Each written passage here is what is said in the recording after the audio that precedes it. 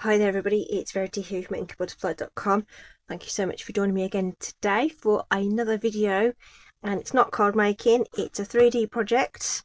This is the Stamp Around the World video hop, and our theme is a bag and a tag. Okay, so those of you who watch my channel regularly know that I don't generally do 3D projects, but you know, the challenge is to do that, and I have managed to make a bag and a tag. So this is a prototype with some retired designer series paper. Okay, just using a clip here. Now Stampin' Up don't sell these anymore, but you can get them, you know, any old clip or tag or bulldog clip, these little mini wooden pegs, these kinds of things, in lots of art and craft stores and stuff. So that's what I chose to just keep that closed in, but that's totally optional. I did make a mistake and punch some holes in the side that I ended up not needing, but you know, hey ho. But it's a cute little box. It measures 3 by 4. I've used this lovely gold trim to create some little handles, and I've made it a reinforced. This is a double thickness DSP, so that's really sturdy. So as opposed to using some cardstock and putting decorative panels on, I've doubled up my DSP. Okay, you can use cardstock if you want. I just wanted that sort of the inside to match the outside. The only bit that doesn't is the bottom there. That bottom is the opposite side of the designer series paper, but you could just put a little bit of complementary cardstock on the bottom if you wanted to.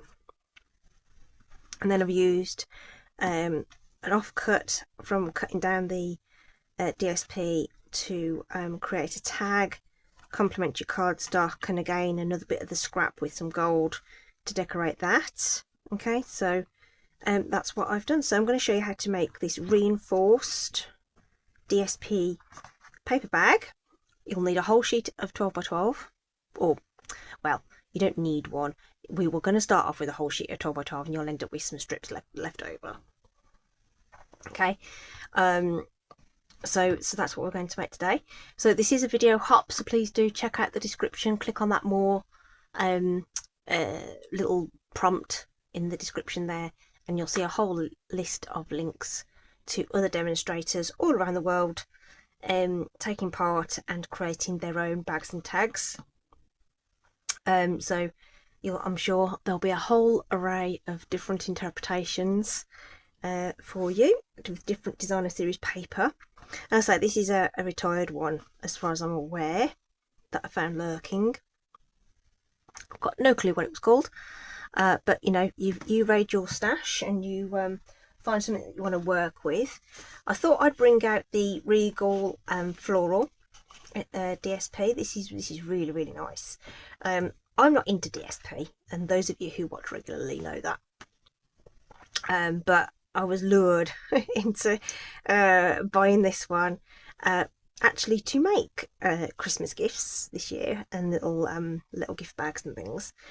So we've got some really beautiful colours in this, and we've got these sort of floral patterns on this side, okay, which are kind of bold. I really love the Wild Wheat one, just absolutely love that. I know I was really tempted to use that one, but I've decided not to. Then on the other side, the colours are a little bit more of a block pattern. Still got some florals in there, and we've also got some of this like a tartan effect there as well. Okay, but because I'm going to fold it over and I'm going to lose one side of the DSP, I've chosen to work with one that I prefer one side over the other, and it's going to be this one. So this side I'm not so enamoured by. I like the tone on tone versions. I like these ones, but not so much these two. So I'm going to go with that one, and I'm going to just need to put those somewhere where they're not going to cause a calamity. Okay, there we go, that'll do. So this is a 12 by 12 that we're going to cut down now, and I'm going to use the Stampin' Up trimmer, and I'm going to cut this down to, it's no non-directional paper as well, which is good. I'm going to cut it down to 10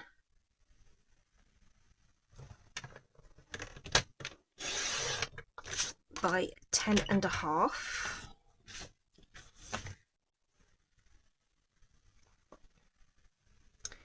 Like so. And then these are the strips that we can use to decorate our tags with, or tagger. I suppose we could do a couple from those strips, no problem. So that's that. You can score on your trimmer, of course, but it is nice when you're doing these larger projects to use the simply scored board, which I'm just trying to dig out. Seems to have ended up with stuff precariously balanced around it. So the simply scored allows you to do multiple score lines without having to do too much maths and things. And I need my score tool. Here it is. So it comes with a little ball tool which sits at the bottom there, but it just about fits in, which is fine if it's on your desk all the time. But because I put mine away, it might come loose, so I just store it separately. So we've got our long side here, okay, which we are going to, did I say this is 3 by 4 and then by 2, okay. So we're going to have, I'm going to use the smaller ball tool. So our side is 2, the front is 3, so we'll go to 5. We want another side which takes us to 7. We want another front which will take us to 10, and then you've got this 1/2 inch at the end which will form our tab to fold everything through. So 2, 5, 7, 10 with 1/2 inch to use as our flap, our tab. Okay, we'll then rotate that round. So the side of our box is 2, so the base of our box needs to be marked at 2. Okay, that's going to fold in and create the base of our box, bag I should say. But then we want this sort of fold over portion. Okay, so you can either leave it in the same orientation and work back and score at 6, or flip it around and score at 4, whichever way you like. Okay, because the depth is going to be 4, which is basically half of what's left over, which is the 8 inches there. So just run that across. But before we do any more, I'm just going to slither just a little bit off this edge, because we want that to fold in, and if we leave it at the full 4 inches it will interfere with the bottom. So I'm just going to cut a little slither off this edge just to make sure that that folds over. Okay, so I'm just going to take it to that first mark that I can see on the trimmer and just take that little bit off. Okay, but it's easier to score that before, so that the measurements are nice and easy. Okay, right, so now we want to just make sure that everything's burnished. Okay, so there's our bottom, there's our fold over, so there'll be just a little bit of a gap there which will give us plenty of room to do the fold in. Okay, and then our sides and our front. Okay,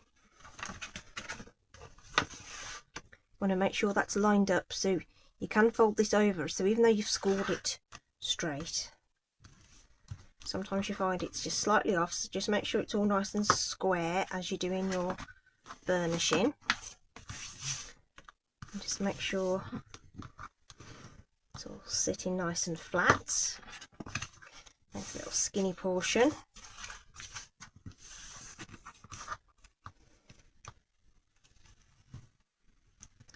Just here. Okay, really nice and flat there. Okay, and then we need to cut away our tabs, and I think it's going to be easier for me to show you on this one. Okay, I sometimes find that bending them back a little bit just helps with the visibility of those lines. Now I'm hoping it's going to be difficult for you to see, but and definitely ain't going to be able to see on that side, it's way too busy. Okay, so I've got the skinny bit at the bottom and the fat bit at the top, but because we're folding it in, we're actually going to cut. Normally we would have something like that, we just make our tabs at the bottom and fold it in, okay, but because we're folding in these portions, it's going to be, I think you probably could build it this way. We could try, but I think we're going to get like gaping, you know, when you try and do these things, it kind of gapes a bit. So I would prefer to slice up these and just fold them in like I would a flap at the bottom. So we're going to take our snips and we're going to cut away this little section at the bottom. This is completely redundant, so we'll snip that away and we'll just take a little bit of a notch out of there. Okay, and we're also not going to need the bit at the top, so we'll notch that and take away this portion as well.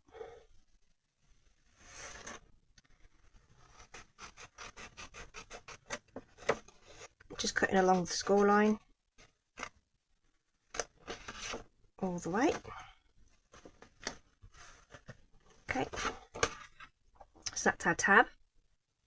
Okay, and then along each of these score lines we're just going to cut up those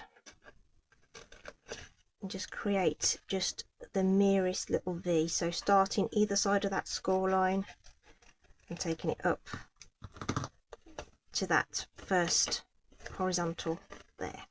Okay, so do that again. I'm hoping you can see this. Just to the left and just to the right. So you don't want to be taking off too much.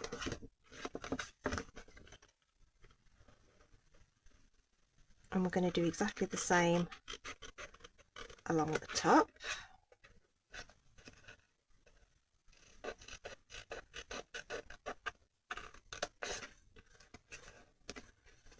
And you might just want to take just a little hair off this one at the end as well.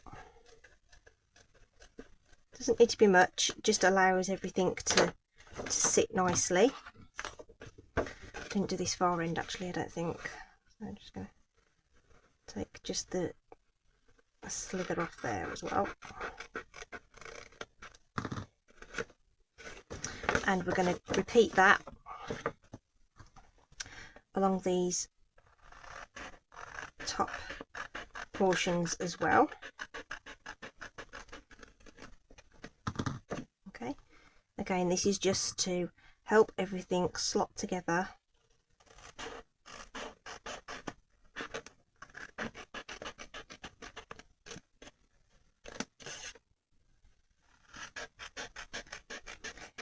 Can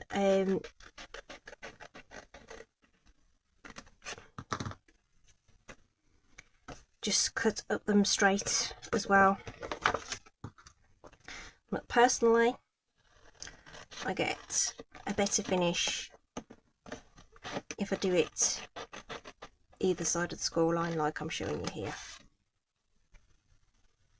Everything just fits just a little bit better. Loads of different ways of doing this. If you've made projects like this before and you've got a tried and tested method, then you go with that.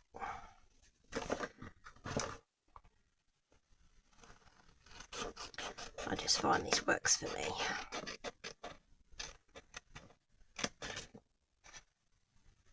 So just essentially just getting rid of that sort of bump that we create when we do the scoring, basically. And then just finally, did I do that side? Don't think I did I?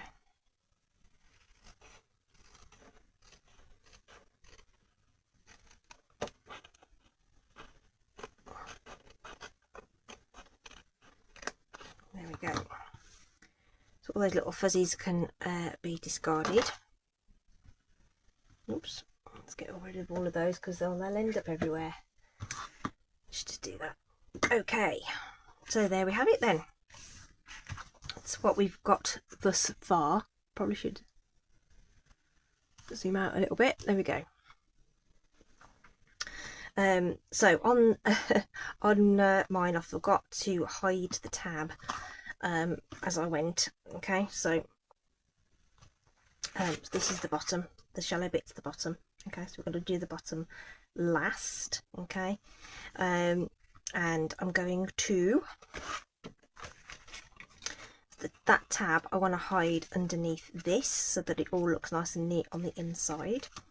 So these three I'm going to stick down straight away, and I'm just going to use some seal for that on each of these tabs, okay, because we just want those to be secured into place.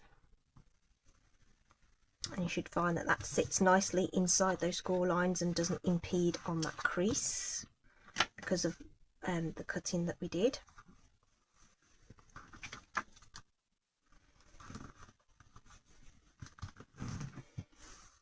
Okay, and then you might want to just make sure that that's nice and burnished. And once those little once it all comes together, any little gaps there will just hide away.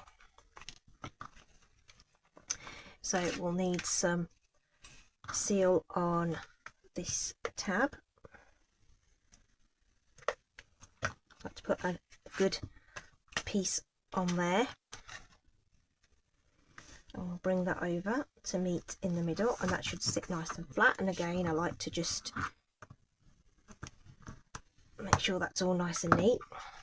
Okay, and then this will just hide away that flap. So if we'd have done that afterwards, you'd have this sort of against that inside, and it would be more visible. So by sticking it down last,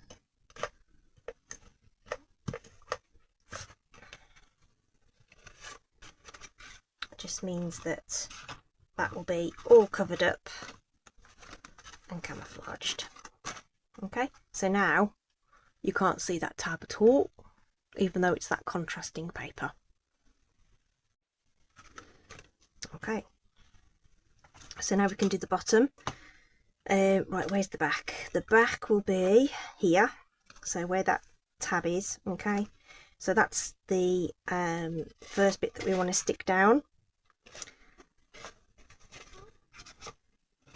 And then we're going to pop the sides down and then this front. So again, that's all going to be captured in there and makes the box so much more sturdy.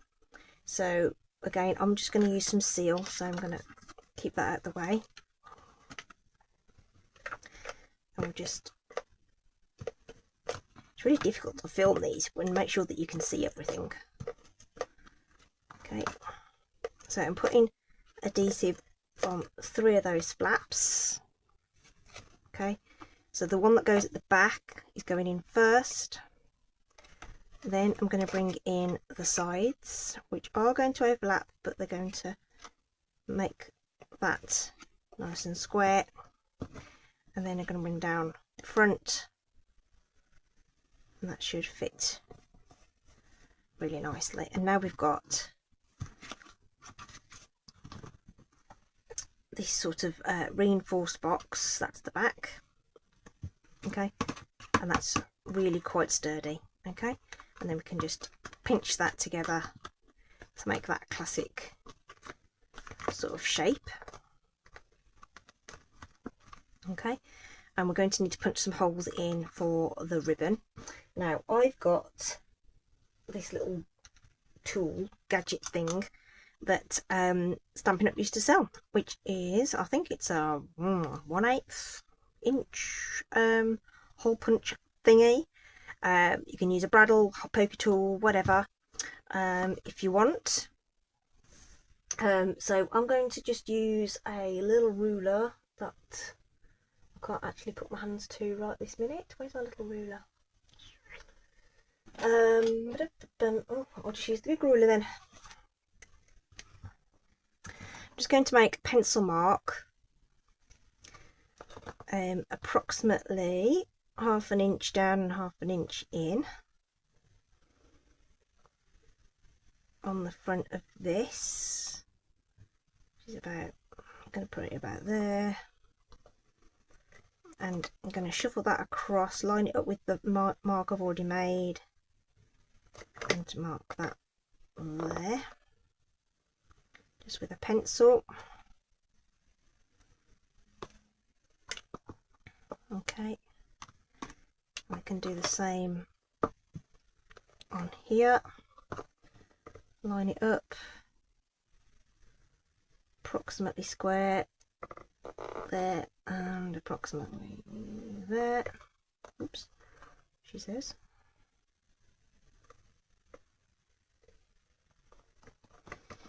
And that will just help us make sure our holes go in the right place. So I should take those little side bits out of the way. So I'm just going to line that up and punch that through.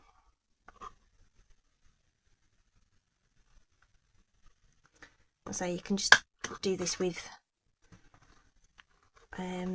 like a pokey tool or something like that as well if you want. Use what you have. Okay, and it may not be exactly perfect, but it'll be close enough. And then I've got some of this wild wheat rustic ribbon, which is gorgeous. Love this wild wheat colour. I know not everybody does, but I do. And I'm going to thread that through. This is approximately 12 inches long, 30 centimetres for those of you who like metric.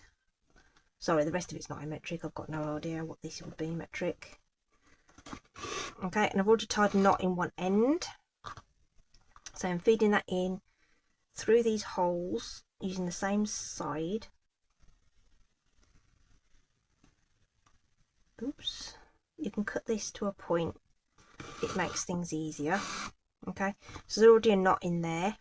Okay, now one handle I'm going to just thread through the other side straight away, but the other one we're going to leave loose so that we can thread our tag on. I forgot with the other one. And then this is just a simple knot, so I'm just going to tie this so that there's sort of a finger width there. And because this is reasonably thick ribbon, I'm only doing it once. On that thinner stuff I had to do it twice to make the knot big enough so that it wouldn't come through the holes. Okay, and if you plan it properly, you don't twist your ribbon as you go in, but you should be able to fix it. Anyway, there we go. Right, so we've got one handle in place, okay, and then the other one we can thread our tag onto when we've made it. Okay, so I've got, let's use this one. This is the, oh no, this is 1 3/4, isn't it? Okay, right, so let's have a think about what we're going to do. Right, so I've got a little bit of wild wheat, a little bit of this and a little bit of that, and we're going to make a punch. We're going to make a tag. So the topper of the tag could be made in a whole heap of ways. Use dies, whatever. There are tag topper punches. I don't have any, so I improvised. Okay, so on the sample card I've actually used the heartfelt hexagon and used that shape there to do that. You could also use the modern oval to cut it, and you could use the any one of the circle punches. Just slot your cardstock in, or paper for that matter. You can see where the cutting mechanism is. There's like a slot there. If it's easier, slot it through there and then pull it up through the hole like that, and then you can cut that shape where you want along the strip, and you can do that with any of the punches. Okay, I've just seen in my little cubby here, whoops daisy, knocked something over. There's this star one that I haven't used. That could make an interesting shape. So again, you can put it through the aperture and then pull it through, and you could get this interesting sort of pointed shape on here as well. Okay, so loads of different ways that we could achieve this, but I do like the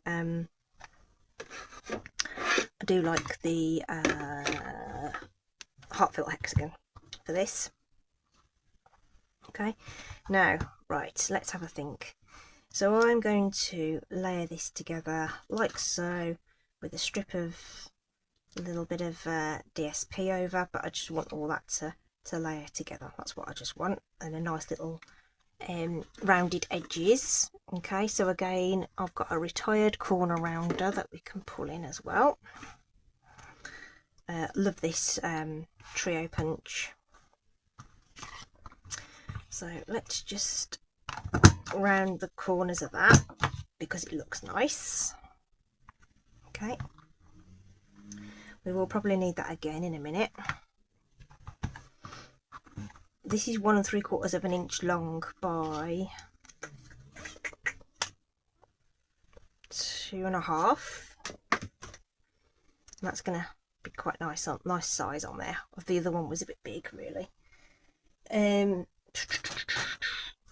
So I'm going to take 1 3/4 inches of this as well. Haven't decided how wide it needs to be yet though.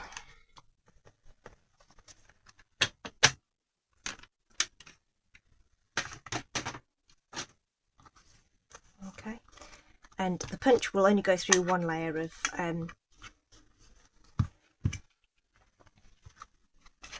cardstock at a time, so you'll want to pop that in and line it up where you want it.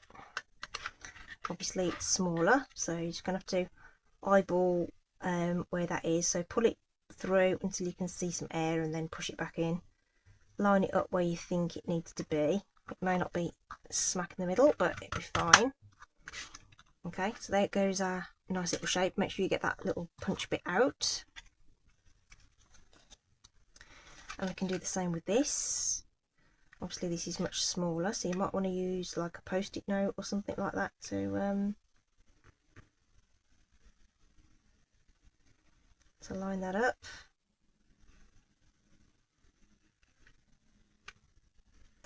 But once you've got it there, you can take that off and hopefully they line up. And if they don't quite, we can just do a little bit of surgery. Okay, and if it's too long, you can trim that down a little bit.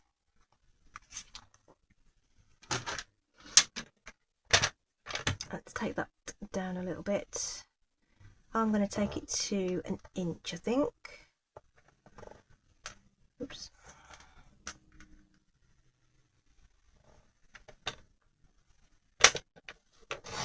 Oh, just cut the wrong inch off, wrong end off. Let's do that again. Whoops. Were you all shouting at the TV? And you're cutting the wrong end. There we go. Repunch it. No bother. There we go. So that's going to go on the top there. And then we just want a little slither of our designer series paper as well, which we also want to cut down.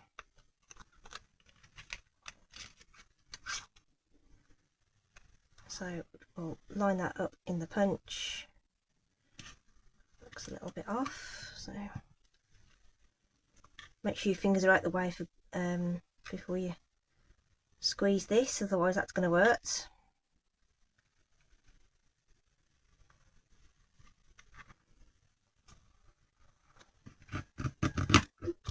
Okay.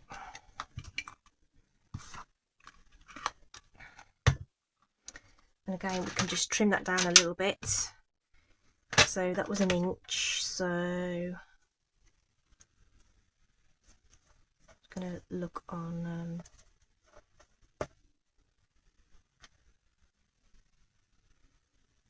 so we'll take that down to 3/4.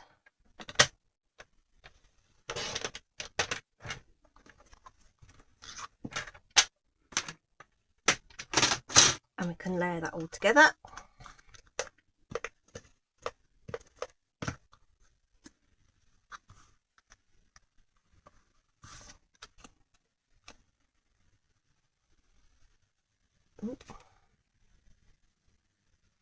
Just line that up. Okay, if you need to give it a bit of a haircut, then you can do, and just tidy it up a little bit if things aren't quite lined up as you like, which that one's just a teensy bit off, so we just need to just take off a slither. No one will know. And then we've got our little decorative little bit there to put on as well.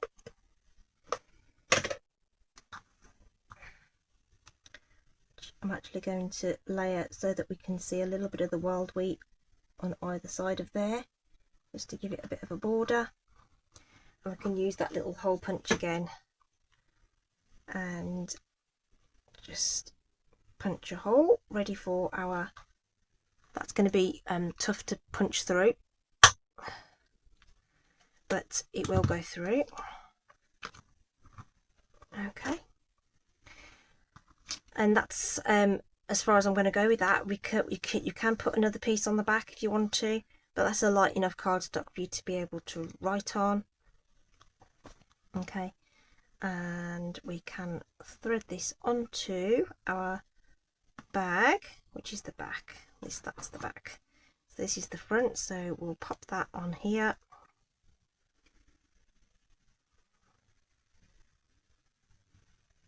Just thread that through.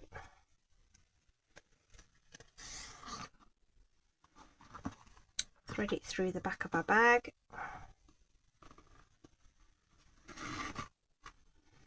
No, through the back. So the knot is hidden, basically. And if you've got little frayed ends at the end, you can just snip those off. That one's not going to play ball, so let's just give it some persuasion with our pokey tool. There we go.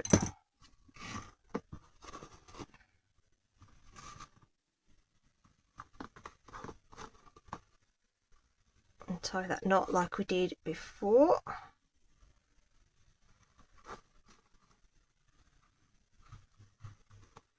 There we go. Right, so there we go. One bag with handles this way rather than the other way, because I've evidently not thought that through either. Okay, so basically you can do it either way. Okay, so thread it through one side, front side, if you want the handles to look like that, or you can have it this way and have the handles facing that way, and then you can use you can trim down these little bits of ribbon if they're too long or they're getting in the way or whatever, and then you can use one of these lovely little library clips to hold it shut if you wish. Okay, same with this one.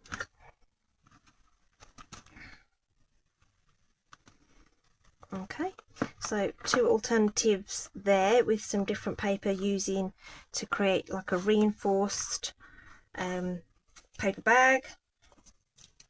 So if you want your nice matchy interiors with your DSP, that's how you can do it, and it makes it really nice and strong, ready for your little gift. So whether that's a little bit of chocolates, maybe some jewellery, whatever you want can go in there. It's quite a nice little size for a nice little treat or something. So that's my offering for the bag and tag challenge for our Stamp Around the World video hop today. I hope that wasn't too painful to watch. As I say, these aren't easy for me to make. Give me a card to make any day. Okie dokie. Please do stop by all the other YouTubers, give them some like, subscribe, shares. Hope it gives you loads of ideas for your gift giving this year. Do stay safe, take care, and I'll see you again soon. Bye.